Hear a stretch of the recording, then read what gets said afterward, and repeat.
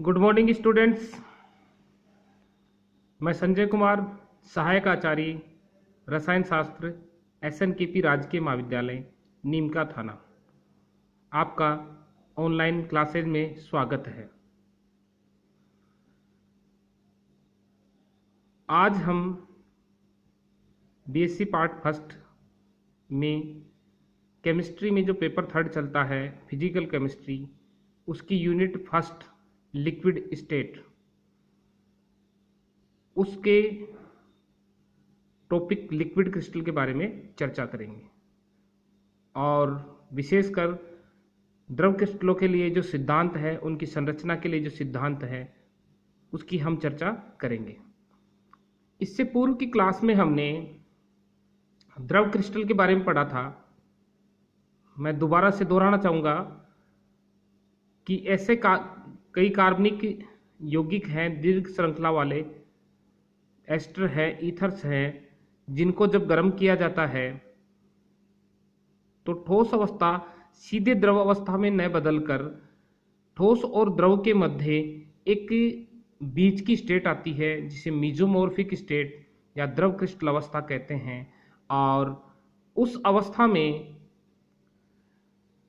जो उसमें द्रव व ठोस दोनों के गुण उपस्थित होते हैं, जिसे हम द्रव क्रिस्टल कह रहे थे। और द्रव क्रिस्टलों का हमने वर्गीकरण पढ़ा। उसमें हमने smectic, nematic, mixed liquid crystal, cholesteric liquid crystal, उनके बारे में पूर्व की कक्षा में हमने पढ़ा था। आज हम जो लिक्विड क्रिस्टल है उसकी सिद्धांत है स्वर्ण थ्योरी, समूह सिद्धांत या झुंड सिद्धांत बोलें। 1909 में बोस जो साइंटिस्ट थे, उन्होंने इसको एक्सप्लेन किया था। देखो, जो द्रव क्रिस्टल होते हैं लंबी श्रृंखला युक्त कार्बनिक यौगिक होते हैं और ये अपने आप को इस प्रकार से व्यवस्थित करते हैं या व्यवस्थित करने के चक्कर में, समानांतर होने के चक्कर में ये क्या होते हैं, झुंड के रूप में बदल जाते हैं और छोटे छोटे झुंड में बदल जाते हैं। और जब इन द्रव क्रिस्टल पर लाइट गिरती है तो क्या होता है, ये लाइट यहाँ से मैं आपको दिखाया कि ये छोटे छोटे आप देख सकते हैं, ये क्या है, झुंड है। जो दीर्घ श्रृंखला वाले जो द्रव क्रिस्टल्स हैं वो पास पास इकट्ठे हो गए और झुंड का रूप इन्होंने ग्रुप में ये आ गए, ग्रुप फॉर्म में। और जब इन पे लाइट डलती है तो आप यहाँ से देखिए, मैंने लाइट दिखाने की कोशिश की है, तो ये बड़े पार्टिकल बड़ा समूह बन गया। तो यहाँ पर जब इस पर लाइट गिरती है तो क्या होता है, प्रकाश का क्या होता है, प्रकीर्णन होता है। और इस प्रकीर्णनता की वजह से क्या होता है, ये द्रव क्रिस्टल में क्या दिखती है, हमें आविलता या टर्बिडिटी दिखती है। यह सिद्धांत ये कहता है। और जब हम इसको क्या करते हैं, गर्म करते हैं द्रव क्रिस्टल को, तो ये जो समूह है, ये जो ग्रुप्स है या झुंड है, तो ये समूह क्या होते हैं, टूट जाते हैं और ये जो द्रव क्रिस्टल किस फॉर्म में आ जाता है, पारदर्शी अवस्था में आ जाता है। तो जो आविलता है, टर्बिडिटी, ये प्रकाशिक गुण है जो प्रकाश के प्रकीर्णन के कारण दिखाई देता है। तो ये जो स्वर्ण थ्योरी है, ये द्रव क्रिस्टल की जो इस बिहेवियर के बारे में बताती है। अब हम जो आज का दूसरा टॉपिक है, इसके एप्लीकेशन पार्ट, किसका, द्रव क्रिस्टल का एप्लीकेशंस। तो एप्लीकेशंस की बात करें तो मैं जो पहला एप्लीकेशन है जो लिक्विड क्रिस्टल है, वो जो गैस लिक्विड क्रोमेटोग्राफी, क्रोमेटोग्राफी जो टेक्निक है उसमें कई टाइप की है। पेपर क्रोमेटोग्राफी है, कॉलम क्रोमेटोग्राफी है, गैस क्रोमेटोग्राफी है, हाई प्रेशर लिक्विड क्रोमेटोग्राफी है, लिक्विड क्रोमेटोग्राफी है, और उन्हीं में से एक है गैस लिक्विड क्रोमेटोग्राफी। तो गैस, इसमें जो दो फेज होती है, एक तो क्या है, स्टेशनरी फेज, जो स्थिर अवस्था, जो किसकी बनी होती है, लिक्विड क्रिस्टल की होती है। और जो मोबाइल फेज है वो गैस स्टेज होती है। तो जब गैस को, इसमें गैस लिक्विड क्रोमेटोग्राफी जो इंस्ट्रूमेंट होता है, अपरेटस होता है, उसमें से पास करते हैं, अननोन कोई गैस होती है तो उसका हम डिटेक्शन करते हैं। और किस आधार पे होता है, जो लिक्विड क्रिस्टल जो स्टेशनरी फेज है वहाँ पर जो गैस जो पास हो रही है मोबाइल फेज, वो कितना एड्जॉर्प्शन उसका होता है, उसके आधार पर जो जो पीक्स आती है और उसके आधार पे उसको डिसाइड किया जाता है, उसकी जो स्ट्रक्चर्स वगैरह इसको निर्धारण किया जाता है। तो ये है इसमें गैस लिक्विड क्रोमेटोग्राफी में इसका यूज। अब जो दूसरा है इसका यूज एज लुब्रिकेंट, स्नेहक के रूप में। तो बहुत सारी इंडस्ट्रीज होती है जिनमें जो कलपुर्जे वगैरह होते हैं, जो सामान्यतः जो ग्रीस होता है, मान लो कि हाई टेम्परेचर नहीं सहन कर पाता, तो जहाँ हाई टेम्परेचर की आवश्यकता होती है कि मेल्टिंग पॉइंट जो हाई है इसका उन लिक्विड क्रिस्टल्स का, उनको क्या करते हैं एज ए लुब्रिकेंट हम काम लेते हैं। कौन से वाले को? स्मैक्टिक। स्मैक्टिक की प्रॉपर्टी क्या थी? स्मैक्टिक क्या था कि एक लेयर दूसरी लेयर के ऊपर से फिसलती है, तो उस प्रॉपर्टी की वजह से क्या है कि इसमें लुब्रिकेंट वाले गुण होते हैं। तो इसलिए जो बहुत सारी कई इंडस्ट्रीज है उनमें इसको किसके तौर पे काम लिया जाता है? लुब्रिकेंट के रूप में काम लिया जाता है। और जो तीसरा पॉइंट है जो इसका एप्लीकेशन, फूड में जो डाइजेशन, जो हम खाना खाते हैं, जो हम चबाते हैं, चबाने के बाद में हमारे स्टमक में जाता है, स्टमक के बाद में जो फूड कहाँ जाता है? इंटेस्टाइन में। इंटेस्टाइन में कौन से? स्मॉल इंटेस्टाइन में। तो स्मॉल इंटेस्टाइन में जो फूड है, जो भोजन का अवशोषण होता है, मीजोमॉर्फिक फॉर्म के रूप में होता है। तो उस अवस्था में जब तक डाइजेशन नहीं होता तब तक फूड का एब्जॉर्प्शन नहीं होता। तो ये हम इसका जो एप्लीकेशन देख सकते हैं मीजोमॉर्फिक स्टेज के रूप में। और अब एक जो सबसे शानदार काम है इसका, डिजिटल जो एपरेटस होते हैं, उपकरण होते हैं, उनमें जो स्क्रीन होती है, डिस्प्ले जो डिवाइसेस की बात करें, स्क्रीन में जो अंकों को प्रदर्शित करना या कोई इमेज शो करना, उसमें इसका यूज होता है।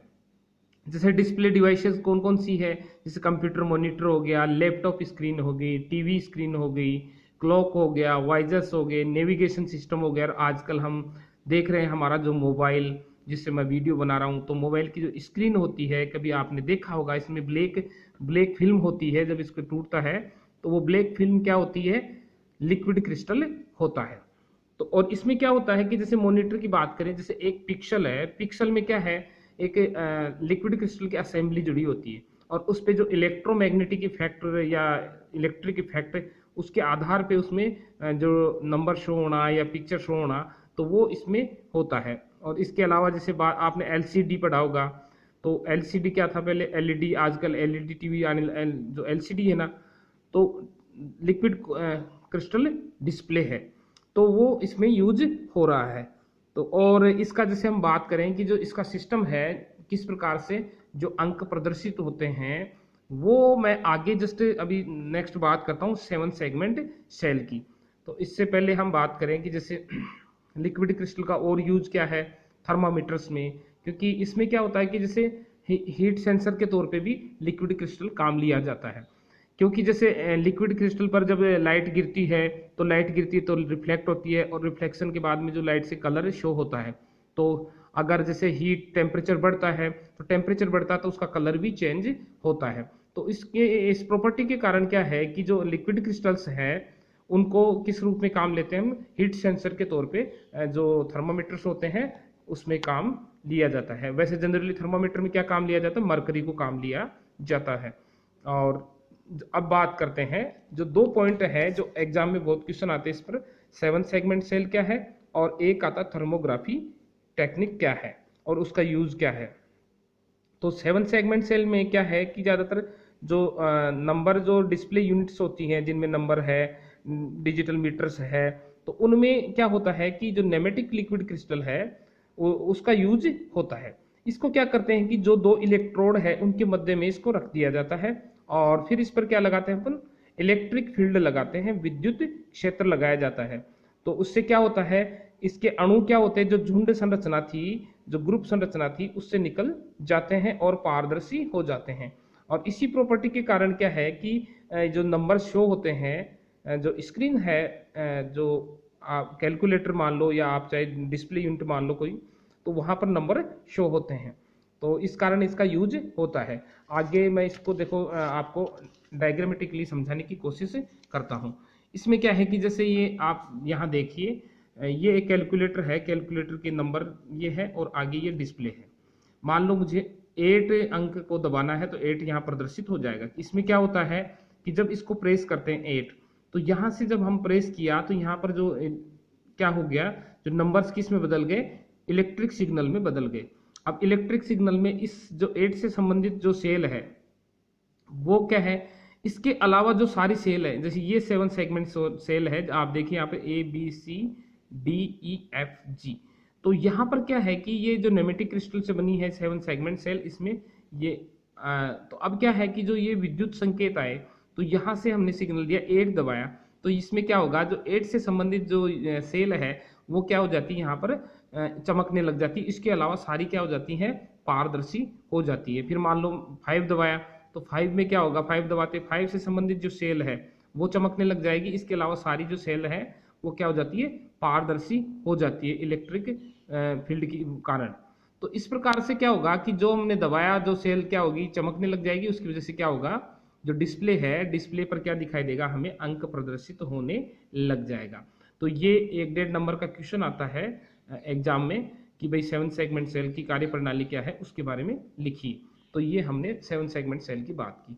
अब एक बहुत ही शानदार टेक्निक है थर्मोग्राफी, उसके बारे में मैं चर्चा करूंगा आपसे। अब क्या है कि अभी हमने क्या पढ़ा कि भाई स्वार्म थ्योरी क्या थी, उसमें यह था कि जब द्रव क्रिस्टल पर अपन लाइट डाल रहे थे तो लाइट का क्या हो रहा था, रिफ्लेक्शन हो रहा था, परावर्तन हो रहा था, और उसके कारण जो परावर्तित जो किरणें हैं उनका जो रंग होता है वही लिक्विड क्रिस्टल का रंग होता है। तो इस गुण के आधार पर जो परावर्तित जो रिफ्लेक्शन कर रहा है, जो द्रव क्रिस्टल है वो रिफ्लेक्शन करना है, और इसकी वजह से इसका जो ये प्रॉपर्टी है रिफ्लेक्शन वाली, उसके आधार पे हम क्या करते हैं कि जो थर्मोग्राफी टेक्निक उसको समझाने की प्रयास करेंगे, समझने का प्रयास करेंगे। इसमें क्या होता है कि जैसे ताप बढ़ने के साथ साथ जो परावर्तित किरणें होती हैं उनका रंग भी क्या होता है, चेंज होता है, क्योंकि जब ताप बढ़ेगा तो वेवलेंथ जो रिफ्लेक्टेड लाइट होती है उनकी वेवलेंथ चेंज होती है, और वेवलेंथ चेंज होगी तो क्या होगा, कलर अपने आप ही चेंज हो जाएगा। अब जैसे इसमें क्या करें कि जैसे मान लो कि किसी अपने मान लो हाथ में गांठ है या कहीं साइड में जो मानव शरीर है कहीं उसमें कोई रसोली हो गई, गांठ हो गई, हमें पता नहीं कि वो गांठ कितनी बड़ी है, उसका हमने डायग्नोस करना है। तो इस टेक्निक का क्या यूज है कि इसको हम आराम से साइज वगैरह पता लगा सकते हैं। क्या करेंगे कि देखिए आप यहाँ पे ये मान लो ह्यूमन पार्ट है कोई, और उसमें ये गांठ है, रसोली और ट्यूमर है। अब क्या करेंगे, जो इंजेक्शन से यहाँ पे लिक्विड क्रिस्टल इंजेक्ट कर दिया। अब लिक्विड क्रिस्टल क्या है, इसके चारों तरफ इकट्ठा हो गया इस जो ट्यूमर के, और इकट्ठा हो गया। अब क्या है कि जब इस पे हाई एनर्जेटिक लाइट डालेंगे, क्या डालेंगे, हाई एनर्जेटिक लाइट, और लाइट डालेंगे तो यहाँ से क्या होगा, रिफ्लेक्शन होगा, और जो रिफ्लेक्टेड लाइट है देखो यहाँ पर गांठ का अलग होगा, वो रिफ्लेक्शन करेगी नहीं, और ये लिक्विड क्रिस्टल है इसके चारों तरफ, ये इसको रिफ्लेक्ट करेगा। रिफ्लेक्ट करेगा तो जो रिफ्लेक्टेड लाइट है वो क्या करेगा, डिटेक्टर में जाएगी, डिटेक्टर इसको डिटेक्ट किया, और डिटेक्टर किससे, कंप्यूटर से जुड़ा हुआ है, और कंप्यूटर से क्या हो गया, जो इसकी फिल्म बन जाएगी इसकी स्क्रीन पर, और फोटोग्राफिक प्लेट पर हम निकाल लेंगे। तो ये साइज इसका पता लग जाएगा भाई ये 2 mm की है या 4 mm की है या बड़ी है। तो उससे क्या होता है कि जो डॉक्टर्स हैं उनको इसका ऑपरेशन करने में या मान उसके उसमें काफ़ी हेल्प मिलती है। तो ये जो लिक्विड क्रिस्टल की जो ये प्रॉपर्टी थी उसके कारण इसका यूज थर्मोग्राफी में होता है। तो काफ़ी शानदार लिक्विड क्रिस्टल के जो दैनिक जीवन में हमारे आसपास काफ़ी लिक्विड क्रिस्टल का उपयोग हो रहा है। तो मैंने कुछ जो एग्ज़ाम के हिसाब से जो इम्पोर्टेंट जो पॉइंट्स थे उसकी मैंने आपसे डिस्कशन किया है, और आप इसको अच्छे से पढ़ेंगे। धन्यवाद।